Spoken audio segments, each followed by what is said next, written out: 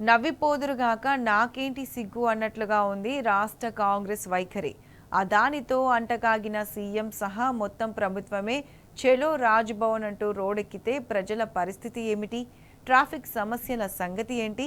3.5 గంటల పాటు నగర జనం ట్రాఫిక్లో ఇరుక్కొని నరకయాతన అనుభవిస్తే రాజభక్తిలో మునిగిన పోలీసులు మిన్నకుండడం దేనికి సంకేతం? చెలో రాజ్భవన్ పేరిట సభ్య సమాజానికి సీఎం ఇచ్చిన సందేశం ఏమిటి? రేపు మరో పార్టీ లేదా సంస్థ ఇలాంటి ర్యాలీకి పూనుకుంటే ఇలాగే ధర్నాకు దిగితే పరిస్థితి ఏంటి? శాంతి భద్రతలకు భంగం కలిగించే విధంగా వ్యవహరించిన పాలకులకు చట్టం చుట్టమన్నట్లేనా? ఇవి ప్రస్తుతం సగటు తెలంగాణ పౌరుల మదిలో మెదులుతున్న ప్రశ్నలు.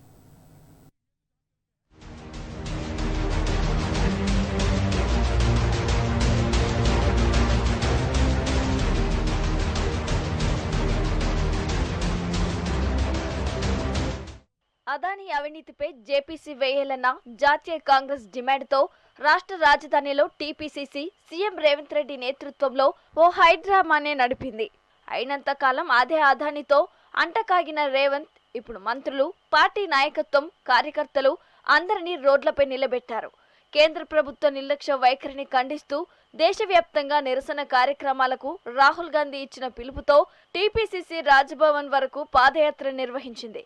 నెక్లెస్ రోడ్లోని ఇందిరాగాంధీ విగ్రహం నుంచి రాజ్భవన్ వరకు సాగిన ఈ యాత్రలో ముఖ్యమంత్రి, మంత్రులు, టీపీసీసీ అధ్యక్షుడు, ఇతర నాయకత్వం పాల్గొనడంపై విమర్శలు వెల్లువెత్తుతున్నాయి. ఓ పెద్ద బ్యానర్ పట్టుకొని స్వయంగా సీఎం రేవంత్ రెడ్డి రోడ్డెక్కడం సామాన్య జనం ముక్కున వేలేసుకునేలా చేసింది. హవ్వా సీఎం ధర్నాకు దిగడం ఏంటనే చర్చ జోరుగా సాగుతోంది. శాంతి భద్రతలను కాపాడాల్సిన ప్రభుత్వమే వాటికి విఘాతం కలిగేలా బజార్లు ఎక్కడం ఏంటన్న విసులు సైతం వినిపిస్తున్నాయి. పైపెచ్చు ఈ బాగోతాన్ని కాకిలు చోద్యం చూసినట్లు చూడటం మరిన్ని విమర్శలకు తావిస్తోంది.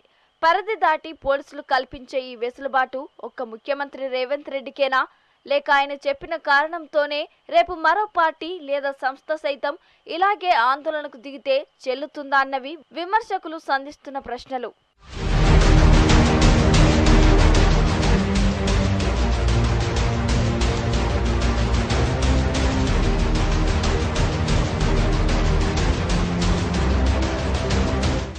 శాసనసభ సమావేశాలు కొనసాగుతున్న వేళ రాజధాని నగరమంతా అప్రమత్తంగా ఉండాల్సి ఉంటుంది.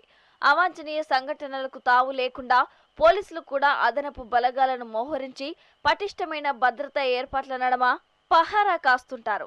సంఘ విద్రోహులు పెట్టరేగకుండా ఆంక్షలు విధిస్తారు.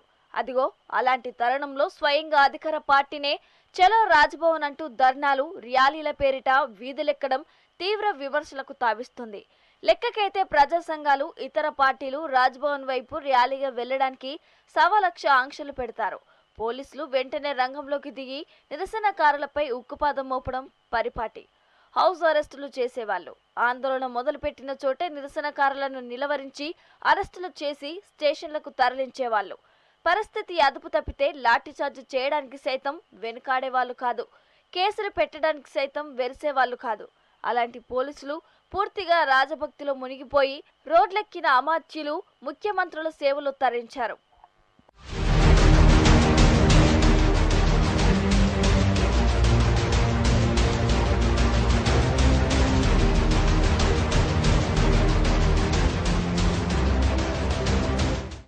మరోవైపు ముఖ్యమంత్రి రేవంత్ రెడ్డి, ఇతర మంత్రులు రోడ్లపై ఉన్నంతసేపు రాజ్భవన్ పరిసర ప్రాంతాల్లో వాహనదారులు సైతం నరకం అనుభవించారు.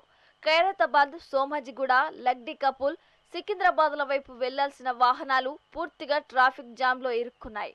ప్రభుత్వం ఆడిన వీధి నాటకం వల్ల దాదాపు 3.5 గంటల పాటు జనం నానా ఇక్కట్లు పడ్డారు. ఇదిలా ఉంటే రాజధానిలో ఆందోళన చేయడానికి ఇందిరా పార్క్ దగ్గర ధర్నా చౌక్ ఉంది. ప్రభుత్వం సైతం ఆ మేరకు ఉత్తర్వులిచ్చింది. ఇప్పుడు అవన్నీ తుంగలో తొక్కిన పాలకులే చెలో రాజ్భవన్ అంటూ పిలుపునివ్వడం, రోడ్లపై చిందులేయడం విడ్డూరమన్న అభిప్రాయాలు వినిపిస్తున్నాయి. అధికార పార్టీ చేతలనే ఆందోళనకారులు కూడా ఆదర్శంగా తీసుకుంటే భవిష్యత్తులో శాంతి భద్రతలకు గ్యారంటీ ఎవరు?